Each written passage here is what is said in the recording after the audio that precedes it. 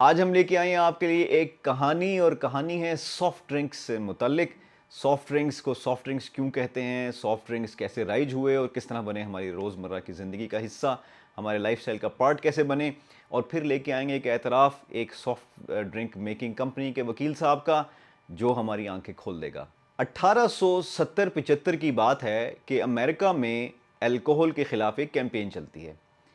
وہ ڈرنکس کے جن میں الکوہل استعمال ہو رہی ہے ان کو ہارڈ ڈرنکس کہا جاتا ہے۔ ایسے میں لوگ چونکہ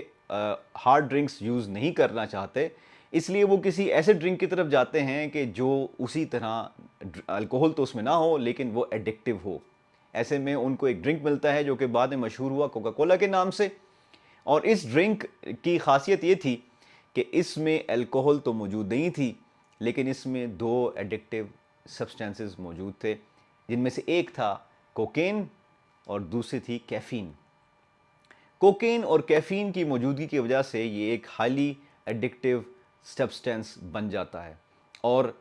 1929 تک کوکین تو اس میں موجود رہتی ہے، لیکن اس کے بعد کوکین ریپلیس ہو جاتی ہے ایک اور ایڈکٹیو سبسٹینس سے جس کا نام ہے شوگر۔ تو سب سے پہلا جو کام اس کمپنی نے کیا، جس کا نام کوکا کولا ہے، جو کہ بہت باقی تمام برانڈز کو اون کرتی ہے، تقریباً سبھی برانڈز کو اون کرتی ہے، چاہے وہ فینٹا ہو، اسپرائٹ ہو، لیکن ابتدا کوکا کولا سے ہو رہی ہے، اور یہ بہت بڑی کمپنی ہے جو کہ بلینز آف ڈالرز کا جس کا سالانہ کا ریونیو ہے، اور یہ پوری دنیا کے اکثر ممالک کے اندر اپنی پریزنس رکھتی ہے۔ اس کوکا کولا کی کمپنی کے سامنے سب سے بڑا چیلنج یہ تھا کہ ایک ایسا ڈرنک کہ جس کی بظاہر کوئی میڈیکل بینیفٹ نہیں ہے، جس کے اندر محض میٹھا یعنی کہ شوگر موجود ہے، اس کو لوگوں کے اندر مقبول کیسے کرایا جائے۔ اس کے لیے وہ استعمال کرتے ہیں کیمپین، اور وہ کیمپین ہے ایگریسو ایڈورٹیزمنٹ کی۔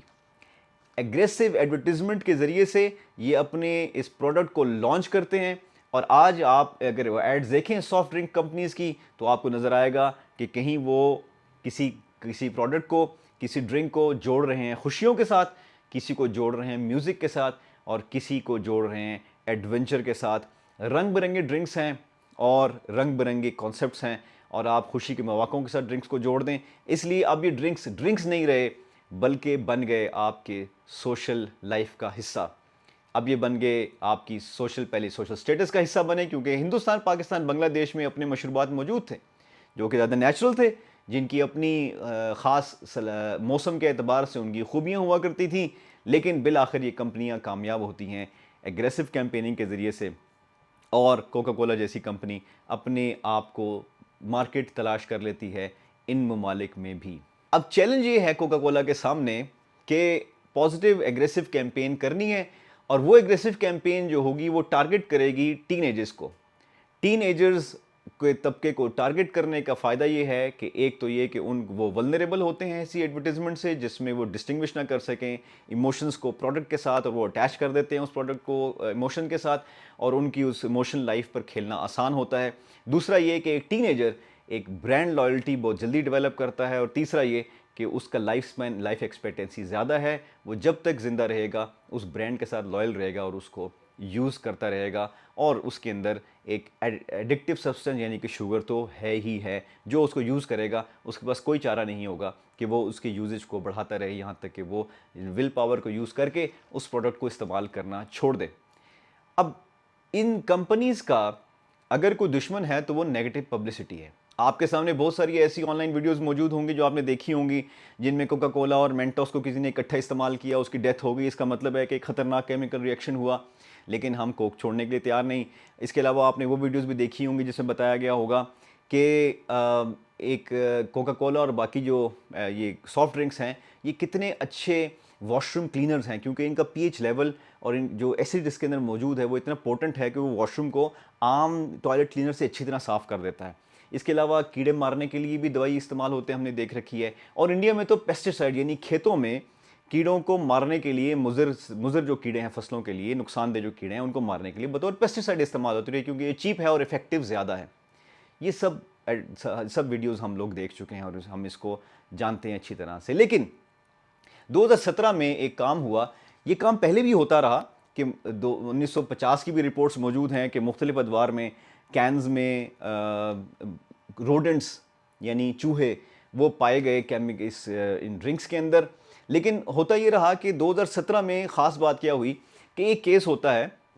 جس میں ایک امریکن ڈرنک کو پیتا ہے اور اس کو ایک روڈنٹ بقیہ ڈرنک کے اندر ملتا ہے. وہ ایک سوٹ فائل کر دیتا ہے اور سوٹ فائل ہونے کے بعد جب کیس کورٹ میں پیش ہونے جا رہا ہے تو وکیل صاحب جو کوکا کولا کمپنی کے وکیل ہیں وہ ایک بڑا ہی حیران کن انکشاف کرتے ہیں. وہ کہتے ہیں کہ دیکھیں اگر یہ اس کین میں پیکنگ 15 مہینے پہلے ہوئی ہے تو یہ چوہا اس حالت میں نہیں ہونا چاہیے تھا. اس کے ایسڈ جو اس کیمیکل کے اندر موجود ہیں اس پروڈکٹ میں, اس کو ایسڈ ہی کہنا چاہیے, کیمیکل ہی کہنا چاہیے, اس کیمیکل یعنی اس سافٹ ڈرنک کے اندر جو ایسڈز ہیں وہ ڈیکمپوز کر دیتے چوہے کو, اس کی ہڈیوں کے علاوہ باقی تمام میس اس کا ختم ہو جاتا. نمبر 1. نمبر 2, اور اس ریئیکشن سے, اس کیمیکل ریئیکشن سے جو کہ چوہے کے جسم میں, روڈنٹ کے جسم سے اور کیمیکل کے بیچ میں ہو رہا ہے, ایسی گیسز پیدا ہوتی کہ وہ کین جس میں وہ موجود ہے وہ کیمیکل, وہ سافٹ ڈرنک, وہ کین بھی ڈیزالو ہو جاتا. اس سے آپ کو اندازہ لگا لینا چاہیے کہ اگر یہ اتنا پوٹنٹ, اتنا خطرناک, اتنا اسٹرانگ کیمیکل ہے کہ جس کی آج تک فارمولا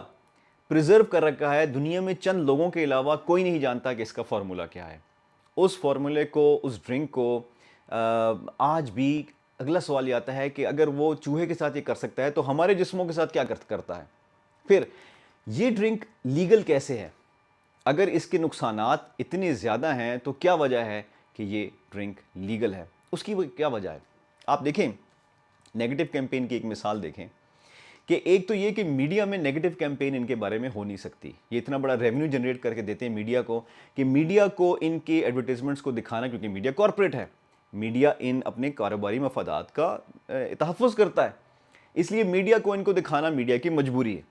نیگیٹو پبلسٹی میں آپ کو یاد ہوگا کرسٹیانو رونالڈو جو کہ پرتگال کے بڑے مشہور فٹ بالر ہیں, انہوں نے ایک پریس کانفرنس کے دوران کوکا کولا کے کین کو اٹھا کے سائڈ پہ رکھ دیا تھا اور ایک جملہ سے بولا تھا مختصر سے, جس کے بعد کوکا کولا کے شیئرز کی قیمت تقریباً $1 بلین کے قریب ان کو نقصان ہوا. یہ ہے ایک پاور ایک نیگیٹو کیمپیننگ کی. نیگیٹو کیمپیننگ سے مطلب ہے کہ نیگیٹو تو نہیں, وہ پازیٹیو ہے, لیکن ان کے خلاف کیمپیننگ کی. لیکن کوئی ایسی باڈی موجود نہیں ہے کہ جو ان کے خلاف کیمپیننگ کرے. اس کی وجہ کیا ہے؟ اس لیے کہ کوکا کولا جیسی کمپنیاں ویسٹرن سویلائزیشن کا ایک بہت بڑا سمبل ہے. ویسٹرن سویلائزیشن نے ہمیں بہت ساری ٹیکنالوجیکل ایڈوانسمنٹس دی ہیں, لیکن یہ جو لائف سٹائل کو ڈٹرمن کرتی ہیں, کوک ان میں سے ایک بہت بڑا برانڈ ہے جو کہ اب لائف سٹائل کو ڈٹرمن کرتا ہے کہ یہ ویسٹرن لائف سٹائل ہے. یہ وہ پروڈکٹ ہے جس کو ہم کنزیوم کرتے ہیں, اپنے جسم کا حصہ بناتے ہیں. باقی ٹیکنالوجی سے ہم استفادہ کرتے ہیں, لیکن اس کو ہم اپنے جسم کا حصہ بناتے ہیں, اپنے اندر شامل کرتے ہیں, اپنے خون کے ساتھ شامل کرتے ہیں. تو یہ ایک سمبل ہے جو کہ جب تک آپ کوکا کولا پر پیسے لگاتے رہیں گے, ڈرنکس پر پیسے لگاتے رہیں گے, you are a good consumer. اور موجودہ دور میں government also needs good consumer. جب آپ یہ یوز کریں گے تو عین ممکن ہے زیادہ یوزز سے آپ کو ٹائپ ڈائبٹیز ہونے کا خطرہ ہے, اور جب ٹائپ ڈائبٹیز ہو جائے گی تو آپ ایک اور کنزیومر بن جائیں گے ایک طرح کے, اور وہ کنزیومر یہ ہوں گے کہ اب آپ شوگر کے خلاف جو ادویات ہیں وہ استعمال کریں گے, اور ایک اچھے کنزیومر کی طرح, ایک اچھی شہری کی طرح نہیں, ایک اچھے کنزیومر کی طرح زندگی آپ گزاریں گے. سوال یہ پیدا ہوتا ہے کہ کیا اس کی ریپلیسمنٹ نہیں ہو سکتی کہ ہمارے جو مروجہ ڈرنکس ہیں ہم ان کو رائج کریں اور ان ڈرنکس کے ذریعے سے ہم ایک ہیلدی لائف سٹائل کی طرف واپس آئیں. یہ سوال میں آپ کے لیے چھوڑے جا رہا ہوں. Thank you for watching think talk today.